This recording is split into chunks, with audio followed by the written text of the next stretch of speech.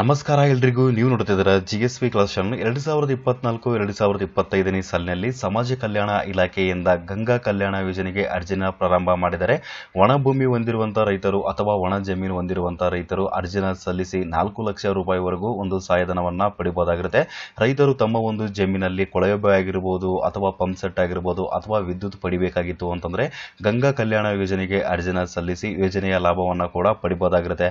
ಹಾಗಾದ್ರೆ ರೈತರು ಅರ್ಜಿನ ಯಾವ ರೀತಿಯಾಗಿ ಸಲ್ಲಿಸಬೇಕಾಗಿರುತ್ತೆ, ಕೊನೆಯ ದಿನಾಂಕ ಯಾವಾಗ, ಸೊ ಯಾವೆಲ್ಲ ದಾಖಲಾತಿಗಳನ್ನ ರೈತರು ಕೊಡಬೇಕಾಗಿರುತ್ತೆ ಅಂತ ನಾನು ಇವತ್ತಿನ ವಿಡಿಯೋದಲ್ಲಿ ನಿಮಗೆ ಸಂಪೂರ್ಣವಾಗಿರುವಂತಹ ಮಾಹಿತಿನ ತಿಳಿಸ್ಕೊಡ್ತಾ ಇದ್ದೀನಿ. ಸೊ ಅದಕ್ಕಿಂತ ಮುಂಚೆ ತಮ್ಮಲ್ಲಿ ಒಂದು ಸಣ್ಣ ರಿಕ್ವೆಸ್ಟ್, ತಾವು ಇನ್ನೂವರೆಗೂ ನಮ್ಮ ಒಂದು ಚಾನಲ್ನ ಸಬ್ಸ್ಕ್ರೈಬ್ ಮಾಡಿಲ್ಲ ಅಂತಂದ್ರೆ ದಯವಿಟ್ಟು ನಮ್ಮ ಒಂದು ಚಾನಲ್ನ ಸಬ್ಸ್ಕ್ರೈಬ್ ಮಾಡಿ ಹಾಗೂ ಈ ಒಂದು ವಿಡಿಯೋಕ್ಕೆ ಪ್ರತಿಯೊಬ್ಬರು ಕೂಡ ಒಂದು ಲೈಕ್ನ ಮಾಡಿ. ಜಿಎಸ್ಪಿ ಕ್ಲಬ್ ಚಾನಲ್ ಅನ್ನು ಸಬ್ಸ್ಕ್ರೈಬ್ ಮಾಡೋದ್ರಿಂದ ಸಾರ್ವಜನಿಕರಿಗೆ ಉಪಯುಕ್ತ ಆಗುವಂತಹ ಮಾಹಿತಿಗಳು ಜೊತೆಗೆ ಸರ್ಕಾರದ ಕಡೆಯಿಂದ ಸಿಗುವಂತಹ ಎಲ್ಲ ಒಂದು ಯೋಜನೆಗಳ ಮಾಹಿತಿಗಳನ್ನ ಸೊ ನಮ್ಮ ಒಂದು ಚಾನಲ್ನಿಂದ ನೀವು ಪಡೆದುಕೊಳ್ಳಬಹುದಾಗಿರುತ್ತೆ. ಸೊ ಅದರಿಂದಾಗಿ ದಯವಿಟ್ಟು ನಮ್ಮ ಒಂದು ಚಾನಲ್ನ ಸಬ್ಸ್ಕ್ರೈಬ್ ಮಾಡ್ಕೊಳ್ಳೋದು ಮಾತ್ರ ಮರಿಬೇಡಿ. ಬನ್ನಿ ಇವತ್ತಿನ ವಿಡಿಯೋನ ಶುರು ಮಾಡೋಣ. ಒಣಭೂಮಿ ಹೊಂದಿರುವಂತಹ ಸಣ್ಣ ಮತ್ತು ಅತಿ ಸಣ್ಣ ರೈತರು ತಮ್ಮ ಒಂದು ಭೂಮಿಯಲ್ಲಿ ಪಂಪ್ ಸೆಟ್ ಆಗಿರಬಹುದು ಅಥವಾ ಬೋರ್ವೆಲ್ ಆಗಿರಬಹುದು ಅಥವಾ ವಿದ್ಯುತ್ ಆಗಿರಬಹುದು, ಸೊ ಎಲ್ಲನೂ ಪಡಿಬೇಕಾಗಿತ್ತು ಅಂತಂದ್ರೆ ಗಂಗಾ ಕಲ್ಯಾಣ ಯೋಜನೆಗೆ ಅರ್ಜಿನ ಸಲ್ಲಿಸಿ ಸರ್ಕಾರದ ಕಡೆಯಿಂದ ಸಿಗುವಂತಹ 4 ಲಕ್ಷ ರೂಪಾಯಿ ಒಂದು ಸಹಾಯಧನವನ್ನ ಪಡಿಬಹುದಾಗಿರುತ್ತೆ. ರೈತರು ಅರ್ಜಿನ ಸಲ್ಲಿಸಬೇಕಾಗಿತ್ತು ಅಂತಂದ್ರೆ ಯಾವೆಲ್ಲ ಅರ್ಹತೆಗಳನ್ನ ಹೊಂದಿರಬೇಕಾಗಿರುತ್ತೆ, ಮುಖ್ಯವಾಗಿ ರೈತರಿಗೆ ಸಿಗುವಂತ ಸಹಾಯಧನ ಎಷ್ಟು ಅಂತ ಇವತ್ತಿನ ವಿಡಿಯೋದಲ್ಲಿ ಮಾಹಿತಿನ ತಿಳಿದುಕೊಳ್ಳೋಣ. ಗಂಗಾ ಕಲ್ಯಾಣ ಯೋಜನೆಗೆ ರೈತರು ಅರ್ಜಿನ ಸಲ್ಲಿಸಬೇಕಾಗಿತ್ತು ಅಂತಂದ್ರೆ ಮುಖ್ಯವಾಗಿ ಯಾವೆಲ್ಲ ಅರ್ಹತೆಗಳನ್ನ ಹೊಂದಿರಬೇಕಾಗುತ್ತೆ ಅಂತ ಕೇಳಿದ್ರೆ, ಸೊ ಮೊದಲೇದಾಗಿರುವಂತದ್ದು 1 ಎಕರೆ 20 ಗುಂಟೆಯಿಂದ 5 ಎಕರೆ ಜಮೀನನ್ನ ರೈತರು ಹೊಂದಿರಬೇಕಾಗಿರುತ್ತೆ. 5 ಎಕರೆಗಿಂತ ಮೇಲ್ಪಟ್ಟು ಏನಾದರೂ ರೈತರು ಜಮೀನನ್ನ ಹೊಂದಿದ್ರು ಅಂತಂದ್ರೆ ಗಂಗಾ ಕಲ್ಯಾಣ ಯೋಜನೆಗೆ ಅರ್ಜಿನ ಸಲ್ಲಿಸಕ್ಕೆ ಆಗಲ್ಲ. ಸೊ ಎರಡನೇದಾಗಿರುವಂತಹ ಅರ್ಹತೆ ಯಾವುದು ಅಂತಂದ್ರೆ ಕುಷ್ಕಿ ಭೂಮಿ ಅಥವಾ ಒಣ ಭೂಮಿನ ರೈತರು ಕಡ್ಡಾಯವಾಗಿ ಹೊಂದಿರಲೇಬೇಕಾಗಿರುತ್ತೆ. ನೀರಾವರಿ ಸೌಲಭ್ಯ ಏನಾದರೂ ರೈತರು ಪಡೆದುಕೊಂಡಿದ್ರಿ ಅಂತಂದ್ರೆ ನೀವು ಅರ್ಜಿನ ಸಲ್ಲಿಸಕ್ಕೆ ಆಗಲ್ಲ. ಕುಸ್ಕಿ ಭೂಮಿ ಅಥವಾ ಒಣ ಭೂಮಿ ಹೊಂದಿರಲೇಬೇಕು ಅಂತ ಹೇಳಿರುವಂಥದ್ದು. ಸೊ ಮೂರನೇದಾಗಿರುವಂತಹ ಅರ್ಹತೆ ಯಾವುದು ಅಂತಂದ್ರೆ ಸಣ್ಣ ಮತ್ತು ಅತಿ ಸಣ್ಣ ರೈತರ ಆಗಿರಬೇಕು ಅಂತ ಹೇಳಿದ್ದಾರೆ. ಸಣ್ಣ ಮತ್ತು ಅತಿ ಸಣ್ಣ ರೈತರು ಮಾತ್ರ ಅರ್ಜಿನ ಸಲ್ಲಿಸಕ್ಕೆ ಅರ್ಹತೆಯನ್ನ ಹೊಂದಿರ್ತಾರೆ. ಇಷ್ಟೆಲ್ಲ ಅರ್ಹತೆಗಳು ರೈತರು ಹೊಂದಿದ್ರಿ ಅಂತಂದ್ರೆ ಗಂಗಾ ಕಲ್ಯಾಣ ಯೋಜನೆಗೆ ಅರ್ಜಿನ ಸಲ್ಲಿಸಿ ಗಂಗಾ ಕಲ್ಯಾಣ ಯೋಜನೆ ಕಡೆಯಿಂದ ಸಿಗುವಂತ ಲಾಭವನ್ನ ಪಡಿಬಹುದಾಗಿರುತ್ತೆ ಅಥವಾ ಸಹಾಯಧನ ಹಣವನ್ನ ಪಡಿಬಹುದಾಗಿರುತ್ತೆ. ಸೊ ರೈತರು ಅರ್ಜಿನ ಸಲ್ಲಿಸಿದ ನಂತರ ರೈತರಿಗೆ ಯಾವ ರೀತಿಯಾಗಿ ಒಂದು ಸಹಾಯಧನ ಸಿಗಲಿದೆ ಅಂತ ಕೇಳಿದ್ರೆ, ಸಣ್ಣ ಮತ್ತು ಅತಿ ಸಣ್ಣ ರೈತರಿಗೆ ಕೊಳವೆಬಾವಿ ಕೊರೆದು ಪಂಪ್ ಸೆಟ್ ಅಳವಡಿಸಿ ವಿದ್ಯುತ್ಕರಣಗೊಳಿಸಿ ನೀರಾವರಿ ಸೌಲಭ್ಯ ಒದಗಿಸಿ ಕೊಡಲಾಗುವುದು ಅಂತ ತಿಳಿಸಿರುವಂತದ್ದು. ರೈತರು ಇಲ್ಲಿ ಬೋರ್ವೆಲ್ ನ ಕೂಡ ಪಡಿಬಹುದಾಗಿರುತ್ತೆ, ಜೊತೆಗೆ ಇಲ್ಲಿ ಪಂಪ್ ಸೆಟ್ ನ ಕೂಡ ಪಡಿಬಹುದಾಗಿರುತ್ತೆ. ನಿಮಗೆ ಬೋರ್ವೆಲ್ ಅವಶ್ಯಕತೆ ಇತ್ತು ಅಂತಂದ್ರೆ ಬೋರ್ವೆಲ್ ನ ಕೂಡ ಕೊರೆಸಿ ಕೊಡ್ತಾರೆ ಅಂತ ಹೇಳಿರುವಂತದ್ದು. ನಿಮಗೆ ಏನಾದರೂ ತೆರೆದ ಬಾವಿ ಇತ್ತು, ಅದಕ್ಕೆ ಪಂಪ್ ಸೆಟ್ ಬೇಕಾಗಿತ್ತು ಅಂತಂದ್ರೆ ಪಂಪ್ ಸೆಟ್ ನ ಕೂಡ ನೀವು ಇಲ್ಲಿ ಪಡೆದುಕೊಳ್ಳಬಹುದಾಗಿರುತ್ತೆ.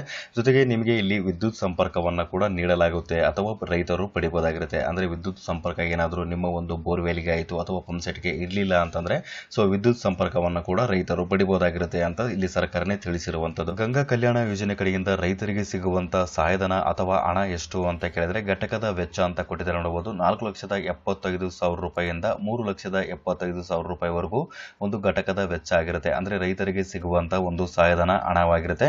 ಇದರಲ್ಲಿ 50,000 ರೂಪಾಯಿ ಕೂಡ ಸಾಲವು ಸೇರಿರುತ್ತೆ ಅಂತ ತಿಳಿಸಿದ್ದಾರೆ. ಅಂದ್ರೆ 50,000 ರೂಪಾಯಿ ಕೂಡ ಸಾಲವನ್ನಾಗಿ ನಿಮಗೆ ಕೊಟ್ಟಿರ್ತಾರೆ, ಮತ್ತೆ ಮರಳಿ ಅದನ್ನ ಪಾವತಿಸಬೇಕಾಗಿರುತ್ತೆ. ಇದರಲ್ಲಿ ಮುಖ್ಯವಾಗಿ ಘಟಕದ ವೆಚ್ಚ ಎಷ್ಟು ಅಂತ ಹೇಳಿದ್ರೆ 4,75,000 ರೂಪಾಯಿಯಿಂದ 3,75,000 ರೂಪಾಯಿ ಘಟಕದ ವೆಚ್ಚ ಆಗಿರುತ್ತೆ. ಅಂದ್ರೆ ಗಂಗಾ ಕಲ್ಯಾಣ ಯೋಜನೆ ಕಡೆಯಿಂದ ಸಿಗುವಂತಹ ಸಹಾಯಧನ ಆಗಿರುತ್ತೆ. ಸೊ ಸಹಾಯಧನವನ್ನ ರೈತರು ಪಡಿಬೇಕಾಗಿತ್ತು ಅಥವಾ ಗಂಗಾ ಕಲ್ಯಾಣ ಯೋಜನೆಗೆ ಅರ್ಜಿನ ಸಲ್ಲಿಸಬೇಕಾಗಿತ್ತು ಅಂತಂದ್ರೆ ಮುಖ್ಯವಾಗಿ ಯಾವೆಲ್ಲ ದಾಖಲಾತಿಗಳು ಅಥವಾ ಡಾಕ್ಯುಮೆಂಟ್ಸ್ ನ ಕೊಡಬೇಕಾಗುತ್ತೆ ಅಂತ ಕೇಳಿದ್ರೆ, ಕರ್ನಾಟಕದಲ್ಲಿ ಗಂಗಾ ಕಲ್ಯಾಣ ಯೋಜನೆಗೆ ಅಗತ್ಯವಿರುವ ದಾಖಲಾತಿಗಳಲ್ಲಿ ಸೊ ಮೊದಲೇದಾಗಿರುವಂತದ್ದು ಜಾತಿ ಪ್ರಮಾಣ ಪತ್ರ, ಎರಡನೇದಾಗಿರುವಂತದ್ದು ಆದಾಯ ಪ್ರಮಾಣ ಪತ್ರ, ಆಧಾರ್ ಕಾರ್ಡ್ ಕೂಡ ಇಲ್ಲಿ ಕೊಡಬೇಕಾಗಿರುವಂತದ್ದು, ಇತ್ತೀಚಿನ RTC ನಕಲು ಅಂತ ಹೇಳಿದ್ದಾರೆ, ಅಂದ್ರೆ ಪಹಣಿ ಅಥವಾ ಉತಾರೆ ಅಂತ ಹೇಳ್ತಾರೆ. ಸೊ ಪಹಣಿನ ಕೂಡ ಇಲ್ಲಿ ಕೊಡಬೇಕಾಗಿರುವಂತದ್ದು. ಸಣ್ಣ ಮತ್ತು ಅತಿ ಸಣ್ಣ ರೈತರ ಪ್ರಮಾಣ ಪತ್ರವನ್ನು ಕೂಡ ಮುಖ್ಯವಾಗಿ ಕೊಡಬೇಕಾಗಿರುವಂತದ್ದು. ಬ್ಯಾಂಕ್ ಪಾಸ್ಬುಕ್ ನ ಒಂದು ಜೆರಾಕ್ಸ್ ಕಾಪಿನ ಕೂಡ ಕೊಡಬೇಕಾಗಿರುವಂತದ್ದು. ಭೂ ಕಂದಾಯ ಪಾವತಿ ರಸೀದಿ ಅಂತ ಹೇಳಿರ್ತಾರೆ.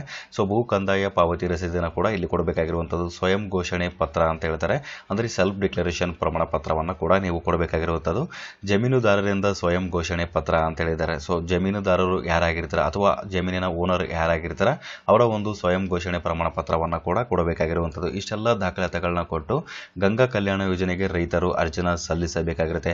ಗಂಗಾ ಕಲ್ಯಾಣ ಯೋಜನೆಗೆ ಅರ್ಜಿನ ಸಲ್ಲಿಸಬೇಕಾದ್ರೆ ಕೊನೆಯ ದಿನಾಂಕ ಯಾವಾಗ ಅಂತ ಕೇಳಿದ್ರೆ, SC/ST ವರ್ಗಕ್ಕೆ ಸೇರಿದಂತ ರೈತರಿಗೆ ಅರ್ಜಿ ಸಲ್ಲಿಸಲು ಕೊನೆಯ ದಿನಾಂಕ 10ನೇ ತಾರೀಕು 10ನೇ ತಿಂಗಳ 2024 ಅಂದ್ರೆ ಅಕ್ಟೋಬರ್ 10, 2024 ಇದು ಕೊನೆಯ ದಿನಾಂಕ ಆಗಿರುತ್ತೆ. ಸೊ ಇಷ್ಟರ ಒಳಗಡೆ ಅರ್ಜಿನ ಸಲ್ಲಿಸಿ ರೈತರು ಗಂಗಾ ಕಲ್ಯಾಣ ಯೋಜನೆ ಕಡೆಯಿಂದ ಸಿಗುವಂತಹ ಸಹಾಯಧನ ಹಣವನ್ನ ಪಡಿಬಹುದಾಗಿರುತ್ತೆ. ಸಲ್ಲಿಸಬಹುದಾಗಿರುತ್ತೆ. ಹಾಗಾದರೆ ರೈತರು ಅರ್ಜಿನ ಯಾವ ರೀತಿಯಾಗಿ ಸಲ್ಲಿಸಬೇಕು ಅಥವಾ ಎಲ್ಲಿ ಹೋಗಿ ಅರ್ಜಿನ ಸಲ್ಲಿಸಬೇಕು ಅಂತ ಕೇಳಿದ್ರೆ, ಗ್ರಾಮೀಣ ಪರಿಸರದಲ್ಲಿದ್ದಂಥವರು ಗ್ರಾಮ ಒನ್ ಕೇಂದ್ರ ಅಥವಾ ಸೇವಾ ಸಿಂಧು ಕೇಂದ್ರಕ್ಕೆ ಭೇಟಿ ನೀಡಿ ಅಲ್ಲಿ ಅರ್ಜಿನ ಸಲ್ಲಿಸಬಹುದಾಗಿರುತ್ತೆ. ನಗರ ಪರಿಸರದಲ್ಲಿದ್ದಂಥವರು ಬೆಂಗಳೂರು ಒನ್ ಕೇಂದ್ರ ಅಥವಾ ಕರ್ನಾಟಕ ಒನ್ ಕೇಂದ್ರಕ್ಕೆ ಹೋಗಿ ಅರ್ಜಿನ ಸಲ್ಲಿಸಬಹುದಾಗಿರುತ್ತೆ.